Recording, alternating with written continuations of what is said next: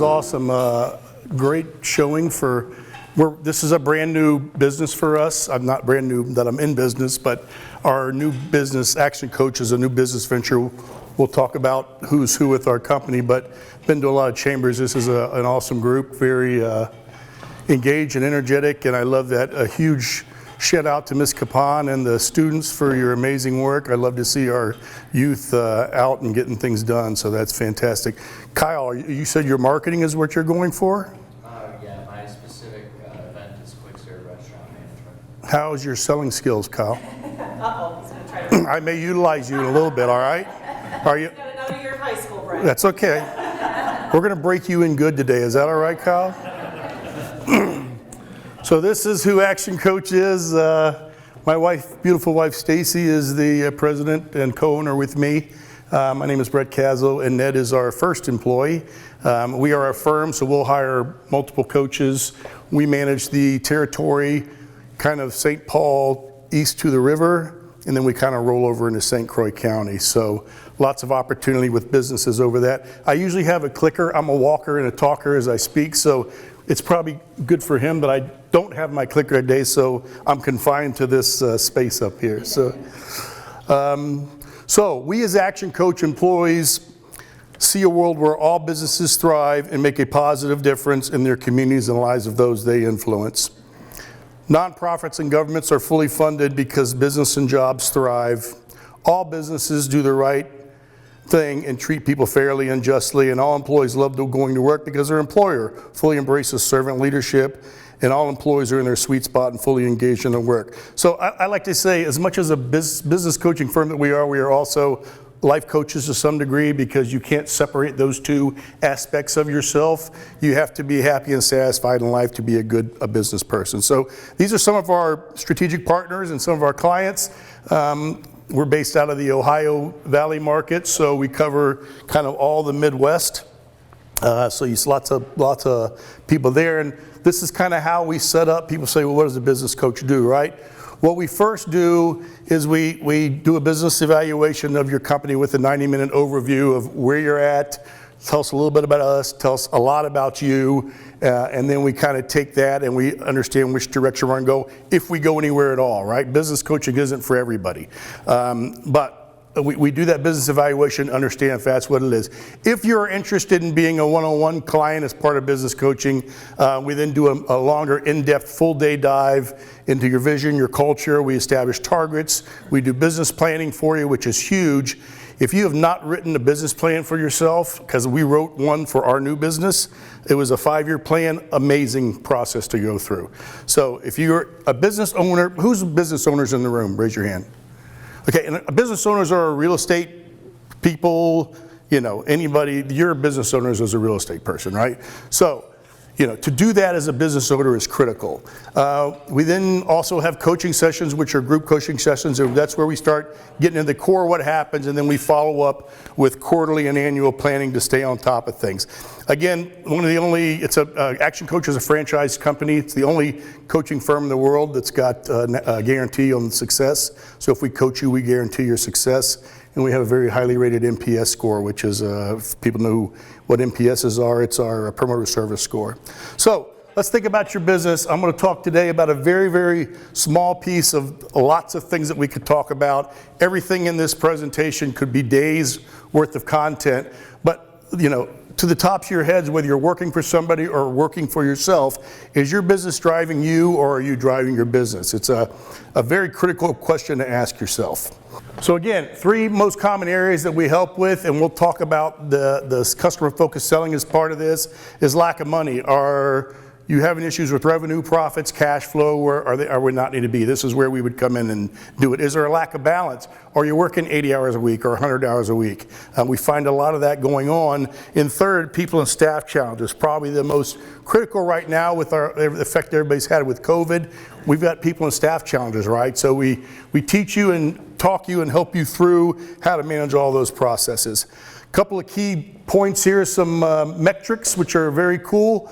Not really cool if you think about what really they're saying here, but 40% of businesses fail in the first year. Another huge number is of the 20% of those, 96% of the 20% remaining in business will fail in 10 years. So that's a scary thought if you've got friends or peers or whatever who are in business for themselves. A couple other facts with regard to your people factor, we said, which is a considerable problem right now. If you look at the third one, 94% of professionals regard their relationship with their manager or employee as a key factor in deciding whether to stay or leave their job. Most people think it's money, right? That is not the case, and new business owners could probably, I see nodding heads on that one. So what is, in our mind, the definition of a successful business? It is a commercial, profitable enterprise that works without you. And I know that kind of goes against the grain of what most people think, but our intention is to coach people to a point where they are not involved in their business every day, where they are at the beach or fishing or doing whatever they want to do, and sometimes people have a difficult time grasping that. But your job is to build a business that works without you there. Now, if you want to be there because you love it, that's great, but most people aren't dying to go to work every day. So here is kind of the foundation, and the customer-focused selling is a part of these 6 steps toward massive results. Everything we teach falls into this hierarchy of events that happens as you go to a business. The first one at the bottom is what we call mastery. Mastery is where you look at somebody's business or you look at your business and you understand how to manage the chaos with control. The intent is to look at everything that you have going on in your business and understand how you're going to take that and track and measure everything that you're doing so you can understand how to control your business versus strictly manage the chaos of your business. The next step in this, once you've got that under control, is called a niche. Who knows what niche means? Go. It's your unique selling proposition. Bingo, USP. Your niche is what do you have and do differently in your business that nobody else has. If you have not figured out what your niche is in your business, go home and write it down. Because we all do similar things. If we're accountants, we all do similar things. But every accountant, every attorney, has a niche. And that niche allows you to have no price competition. You talked, your niche today was about what? You do probate, right? She has a niche. She's determined how to slide in with a unique selling proposition. You all need to understand what your niche is as a business. So with a niche, you can have predictable cash flow, and you can have a situation where pricing isn't a problem for you.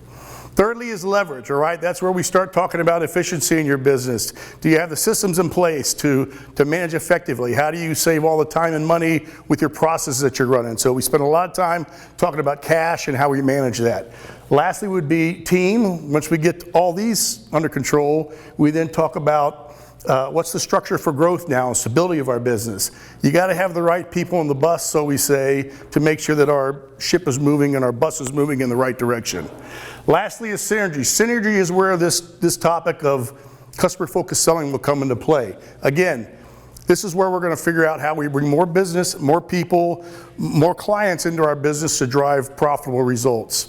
And then lastly, that's where your results come in. This is where you have financial freedom. This is where you start building your wealth and your legacy for your kids. Again, we didn't get into this business for ourselves. We get into this business, most of us do, to provide some sort of legacy for our families and for our children. That's what the very bottom line is. Again, this, well, seems to be a simple ladder, is hours and hours and days of digging into and understanding what it does. So, synergy is about growth, right? Turn up the volume and make sure your systems can handle what you're bringing to the table with regards to growth. So let's talk a little bit about that growth. There's really only 5 ways to make money. It seems simple, but there's 5 ways to make money. First way is the number of leads that you get in. We all know what leads are. We do marketing for that reason.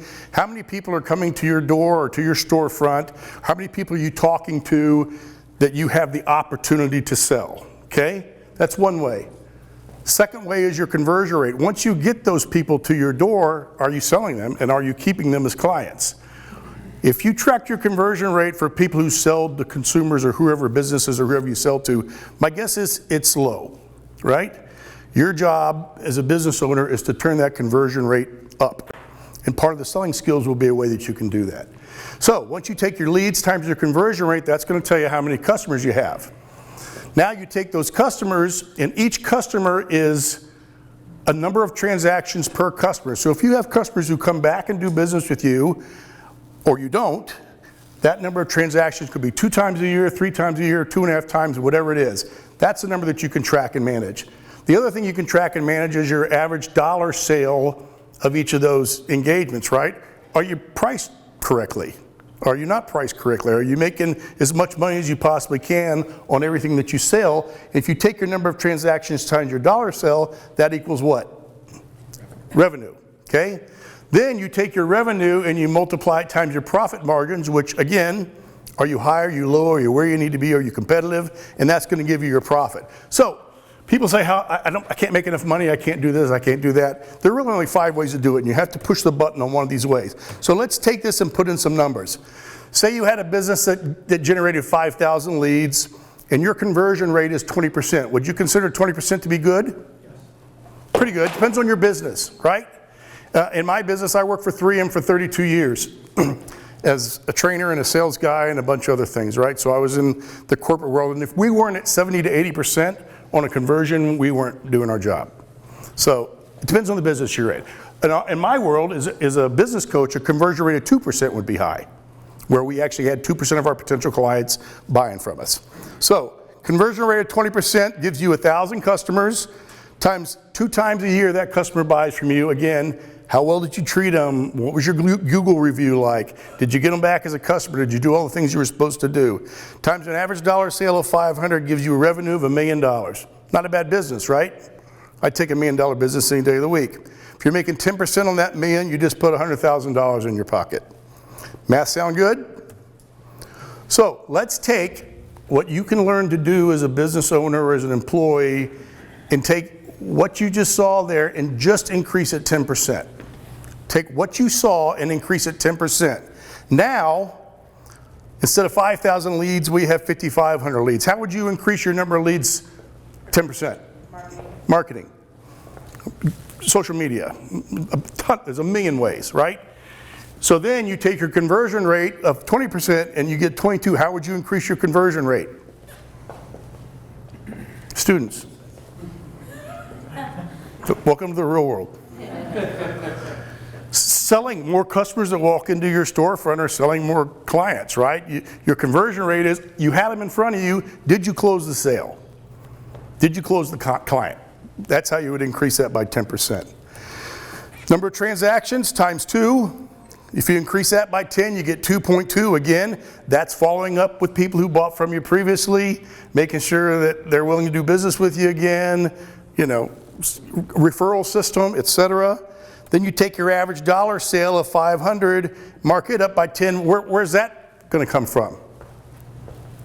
A 10% increase in your average dollar sale. Either price, increase your price, or it could be through upselling what you already have. Bingo. And you don't have to increase your price on every product that you sell. Velocity pricing is a very logical business model.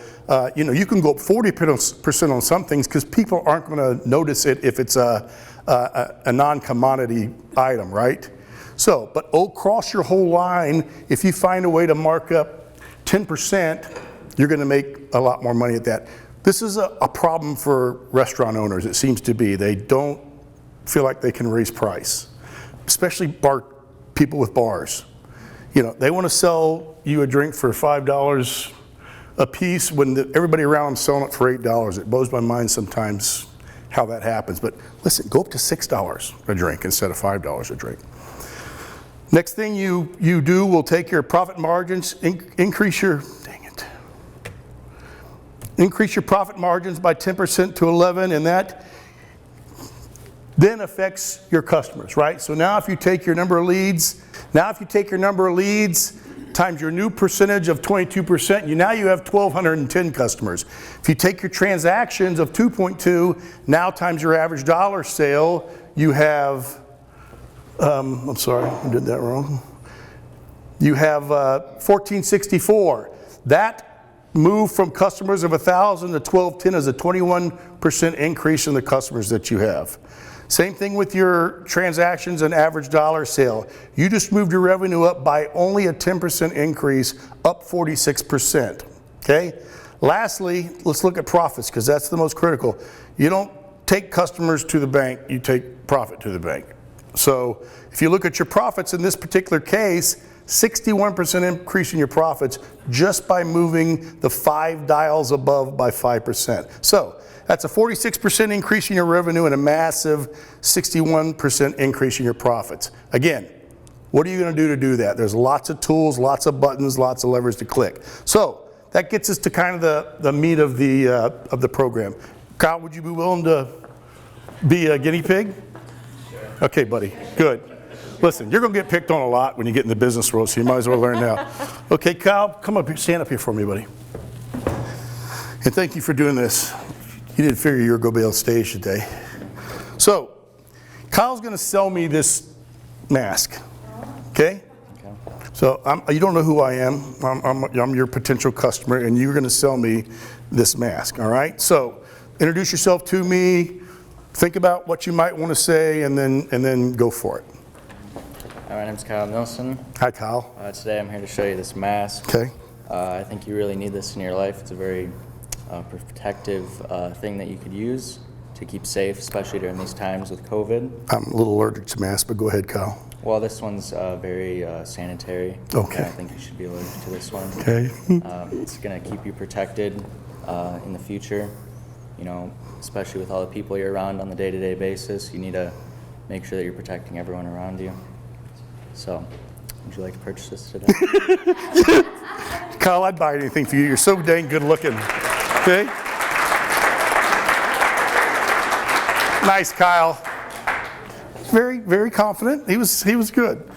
So we'll let you do that again after you watch this, all right?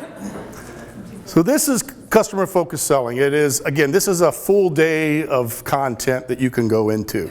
But what the basis of customer focused selling is that there is a buyer in your selling process, not just a seller in your selling process. There is a buyer, and that buyer has to be following the same steps that you're following, or you've lost it.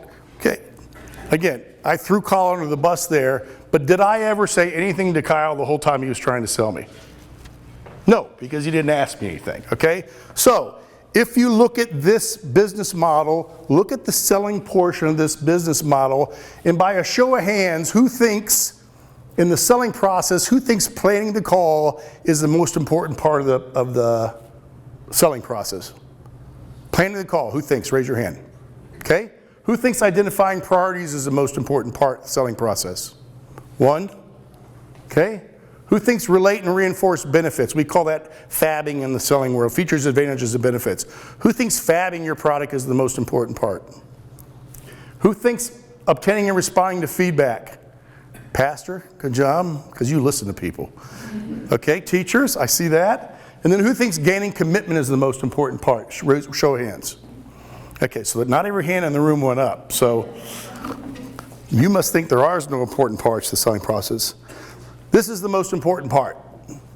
Understanding your customer's unarticulated pain. Understanding what your customer's priorities and needs are. If you are not asking questions, you will not know what your customer's priorities and needs are. All right? So this is what we will talk about today with regard to, quickly, with regard to how we improve that process. We need to uncover we need to uncover business concerns and product needs at this stage. So we need to ask a lot of questions when we're doing this. What's the most valuable tool to anybody making a sales call? Shout it out. A pencil or paper, okay? You need to be writing stuff down when you're calling on people. You need to be taking notes. You need to ask them if you could take notes, but you need to be taking notes when you're making a sales call on a person. So, we need to understand what they're doing. We need to ask them by asking questions to gain and understand their priorities. This is essentially the heart of customer focused selling. What we can't do is offer solutions until we understand what their unarticulated needs and priorities are. So that gets us to kind of the core of who has children in the room? Raise your hand. Okay. Teddies, right? We all have little kids. Even my 12-year-old still has he doesn't sleep with it, but he has a stuffed animal in his room still. So Teddy went over with my daughter when she was a kid. She's now 36, but she went everywhere. Teddy was her thing. So what we're going to teach you is how you take Teddy with you on every call that you go into or every interface or interaction you have with a customer. Now, I like this version of Teddy, mostly because he looks a little more like Teddy. This is my version of Teddy. He's the beefy version. Why? Because Teddy is, tell me about XYZ. Explain to me, describe for me, and if you could change one thing, what would it be? Okay, so for example, to his presentation or his call, tell me a little bit about what you're looking for in a mask, okay? Explain for me what you want it to do. You want it to be comfortable, you want it to be the right color, and describe for me your idea of a perfect mask. These are all Teddy questions. When you ask Teddy questions, whoever you're talking to cannot give you a yes or no answer, and that's what you want. You want open-ended questions that give answers that they have to respond to you with multiple words, okay? Because when he said, do you want to buy a mask? I can say no. Where are you then? Done. Your sales call's over, right? So let's think a little bit about how we improve Teddy now, right? So now we got our big beefy Teddy and we got a plus. So what plus means is, tell me about what you're looking for in a mask. What you ask after every Teddy question is then, what might that look like? How is that going to affect you? Why? You want to ask one Teddy question and 3 what, how, why questions, because these are questions that will dig truly into the heart of what your customers' needs are, okay? Teddy, ask 3 questions to dig deeper and then write it down. So as they're telling you what their pain is, you're making notes of it. So in case you forget, you can go back to it later, okay? So tell me, what might that look like? How would you build the mask if you were going to build the mask that way? Explain to me, what you use the mask for on a daily basis. How would you survive without it? So Teddy, 1 time, what, how, why, up to 3 times with each Teddy question that you have. Okay? So, Kyle, we got about 3 or 4 minutes. Come on, big boy. You have a chance to redeem yourself. Where's your mask? What's up here? You took some. You don't want to buy it. He sold it to me. Because I get to keep it. Yeah, so your brain out. Okay. Hi, Kyle. Hi, nice to meet you. You too, okay, good to see you. Oh, sorry. So, we're going to mask here today. What would you like to use this mask for in your day-to-day life? I would not like to use it at all. Because COVID says I gotta wear a stinking mask everywhere. I need to stay safe, that's right. Emotional needs, Kyle, that's good. Specific you're looking for in a mask that you want to wear daily? Comfort, because I hate wearing it because I can't wear anything. Well, this one especially is very comfortable. It has nice stretchy ear things. And you're very comfortable wearing daily, and it also keeps you very safe. Would you be interested in purchasing? How many are you gonna sell me, Kyle? We can do multi-packs. You gotta wear them every day. You gotta have a lot. You gotta be able to switch them when they get old and dirty. It says the case 2 fumes, is that what you're gonna say? Yeah, we have a case of